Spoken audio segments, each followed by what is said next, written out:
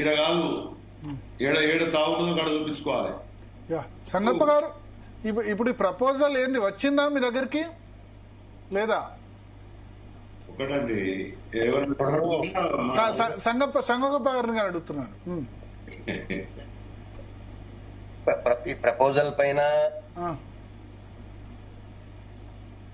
మాకంటే ఎక్కువ కవిత గారే అన్నారు, విలీనం చేస్తా అన్నారు నాన్న అని చెప్పి ఆమె రాసినారు. ఇప్పుడు సీఎం రమేష్ గారు అంటున్నారు మీరు విలీనం చేస్తా అని చెప్పి మా చుట్టూ తిరిగినారు అని ఆయన చెప్తున్నాడు. ఇప్పుడు రిజెక్ట్ చేసినామని కూడా ఆయన చెప్తున్నాడు.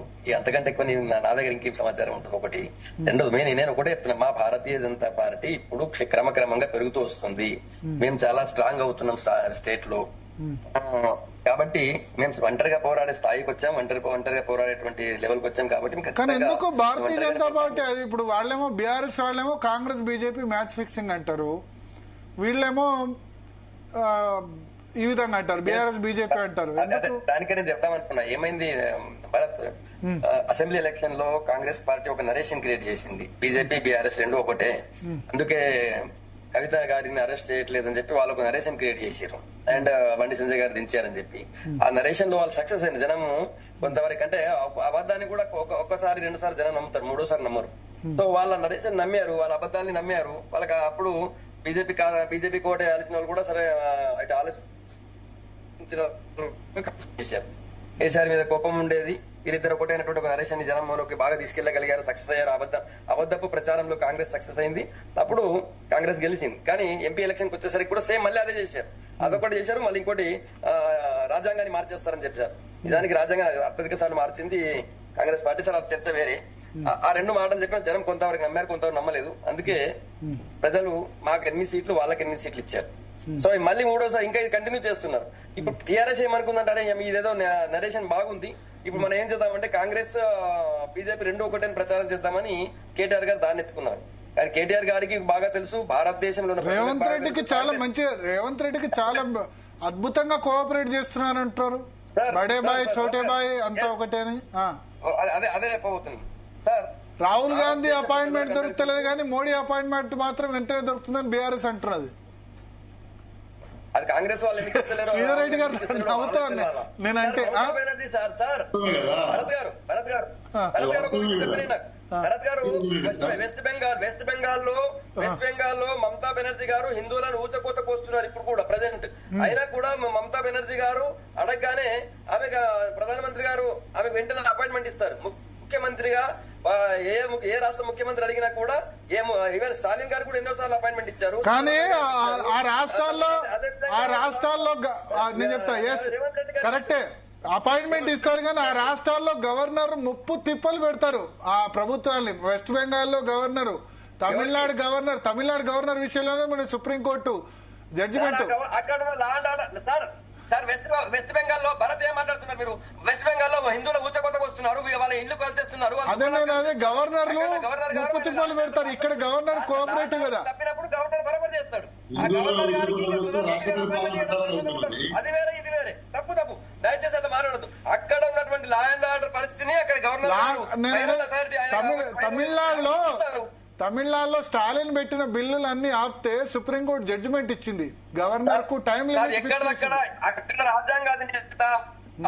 రాష్ట్రపతికి టైం లిమిట్ ఫిక్స్ చేసింది. ఇప్పుడు మీరు పోయిన బీఆర్ఎస్ గవర్నమెంట్ ఏమో దాసో శ్రవణ్ ఇంకొకళ్ళు ఎమ్మెల్సీ ఏమో ఆపారు గవర్నర్.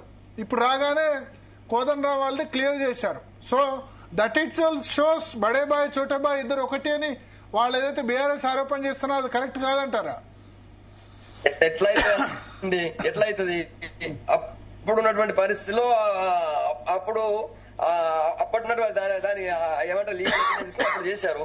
ఇప్పుడు దానికి ఇప్పుడున్న పరిస్థితిలో ఇప్పుడు చేస్తున్నారు. దానికి గవర్నర్ గారి యొక్క అథారిటీస్ ని మాకెందుకు ఆపాదిస్తారు? గవర్నర్ గారిని మాకెందుకు ఆపాదిస్తారు? ఇప్పుడు ఆమె ఒకప్పుడు తమిళనాడు బీజేపీ అధ్యక్షురాలు, ఇప్పుడు గవర్నర్ పోస్ట్ లోంచి సీదా పోయి మళ్ళీ ఆమె బీజేపీ ఎంపీగానే పోటీ చేసింది అంటారా? మీకు ఎట్లా ఆపాదిస్తారంటే పార్టీకి రాజీనామా చేసి, మీకు తెలియదు కాదు, పార్టీకి రాజీనామా చేసి రాజకీయాలకు రాజీనామా చేసి గవర్నర్ గా బాధ్యతలు తీసుకుంటారు. ఇప్పుడు అశోక్ గజపతి రాజు గారు నిన్న మొన్నటి దాకా టీడీపీలో ఉన్నారు, టీడీపీ నుంచి ఉన్నారు. ఈ రోజు ఆయన గవర్నర్ గా అయ్యారు. ఇంకా టీడీపీ కార్యకర్త అంటారు, ఆయనకి టీడీపీ నాయకుడు నాయకుడు అంటారా? ఆయన టీడీపీ ప్రాథమిక సభ్యత్వానికి కూడా రాజీనామా చేశారు ఆయన. ఇది కూడా అంతే.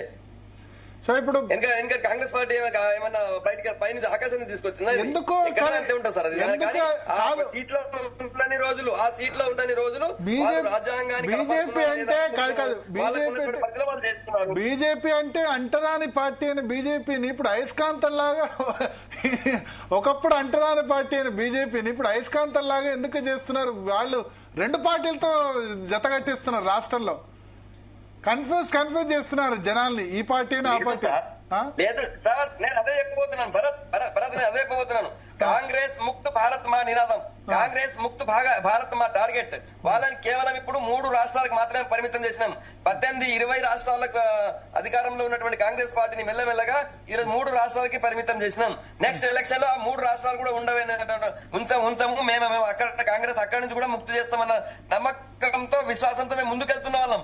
మాకు వాళ్ళతో మేము వాళ్ళతో వస్తానట్లు చేస్తాం. పార్టీతో కాదు, రేవంత్ రెడ్డితో, పర్సనల్ గా రేవంత్ రెడ్డితో. సార్ రేవంత్ రెడ్డి గారు ముఖ్యమంత్రి గారు, స్టాలిన్ గారు ముఖ్యమంత్రి గారు, మమతా బెనర్జీ ముఖ్యమంత్రి గారు, స్టాలిన్ మమతా బెనర్జీతో లేదు. మళ్ళీ అపాయింట్మెంట్ ఇస్తారు. వాళ్ళ రాష్ట్రానికి అవసరం ఉన్నది ఇచ్చే అవకాశం ఉంటే ఇస్తారు అక్కడ వాళ్ళ పరిధిలో. ఓకే, స్టాలిన్ మమతా బెనర్జీతో మళ్ళీ ఆ ఈక్వేషన్ లేదు. ఇంకోటి మీరు ప్రశ్న అడిగారు సార్, భరత్ మీరు ఒక మాట అన్నారు, రాహుల్ గాంధీ గారు కూడా అపాయింట్మెంట్ ఇస్తలేరని చెప్పి. అది వాళ్ళు చూసుకోవాలి పార్టీ. రాహుల్ గాంధీ గారు అపాయింట్మెంట్ ఇస్తలేరని ఒక వార్త వస్తుంది. నెక్స్ట్ ఈ రోజు ఏదో పేపర్ లో చూసిన నేను, ఇంగ్లీష్ పేపర్ లో రేవంత్ రెడ్డి అవుట్ బట్టి ఇన్నని. సో కాంగ్రెస్ పార్టీ గతంలో రేవంత్ రెడ్డిని రాహుల్ గాంధీ ముఖ్యమంత్రులు మార్చిన చరిత్ర కాంగ్రెస్ పార్టీ. నిన్ననే పొగిడాడు రేవంత్ రెడ్డి రాహుల్ గాంధీ. మాకేం తెలుసు? నిన్ననే పొగిడాడు రేవంత్ రెడ్డి రాహుల్ గాంధీ. సార్ నాకు తెలియదు అది. ఎవరితో లేరా? కాదు, నేను చెప్తున్నా మీకు, రాహుల్ గాంధీ అపాయింట్మెంట్ ఇస్తారని మీరే అంటారు. రాహుల్ గాంధీ అపాయింట్మెంట్ ఇస్తారని మీరే అంటారు. నేను కాదు, బీఆర్ఎస్ కాంగ్రెస్ నేను కాదు అన్నది. రోజు కేటీఆర్ అంటారు, లేకపోతే మిగతా బీఆర్ఎస్ వాళ్ళు అంటారు, కాంగ్రెస్ లో ఆయన వ్యతిరేకులు అంటారు.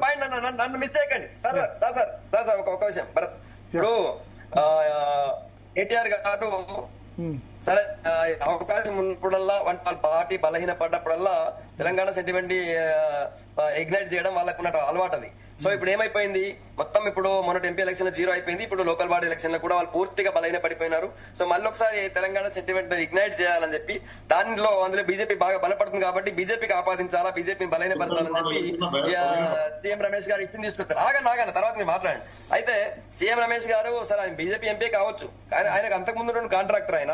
ఇంకోటి మీరు ఒకటి చూడండి, ఇప్పుడు ఏదైతే ఈ 4th సిటీ కాంట్రాక్ట్ అంటున్నారో అందులో మెగా పాల్గొన్నది ఆ బిడ్డింగ్ లో, ఎల్ఎన్టీ పాల్గొన్నదట. నాకు ఈ రోజు ఇంతకుముందు వేరే మిత్రుడి దగ్గర ఇన్ఫర్మేషన్ డిస్కస్ చేస్తూ వచ్చింది.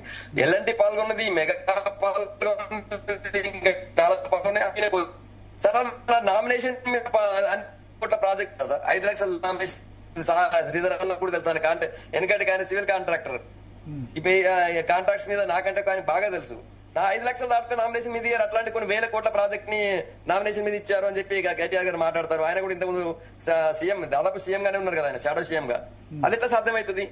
కావాలని చెప్పి ఏదో ఇప్పుడున్న పరిస్థితుల్లో బీజేపీకి బదనాం చేయాలా, మళ్ళీ ఒకసారి ఈ ఆంధ్ర కాంట్రాక్టర్ ఎట్లా తీసుకిస్తారని ఒక బదనాం ఒక సెంటిమెంట్ ఇగ్నైట్ చేయడం, సెంటిమెంట్ ఫ్లేరప్ చేయడం, రెచ్చగొట్టడం. అది ఇప్పుడు ఆంధ్రోల కాళ్ళకు ముళ్ళు గుచ్చితే నోటితో తీస్తానది ఎవరు? వాళ్ళ ఆంధ్రోల ఇంటికి పోయి చేపల పులుసు చూసి బేసిన్ లేవు బేసిజాలు లేవు అన్నది ఎవరు? ఆంధ్ర సీఎం తీసుకొచ్చి ప్రగతి భవన్ లో అంటే అప్పుడు సీఎం క్యాంప్ ఆఫీస్ లో భోజనాలు పెట్టింది ఎవరు? అవకాశ పరిస్థితిని బట్టి, సందర్భాన్ని బట్టి మారిపోతారా? దయాకర్ గారు, ఇప్పుడు ఒక విషయంలో క్లారిటీ, ఇప్పుడు సీఎం రమేష్ ఏదైతే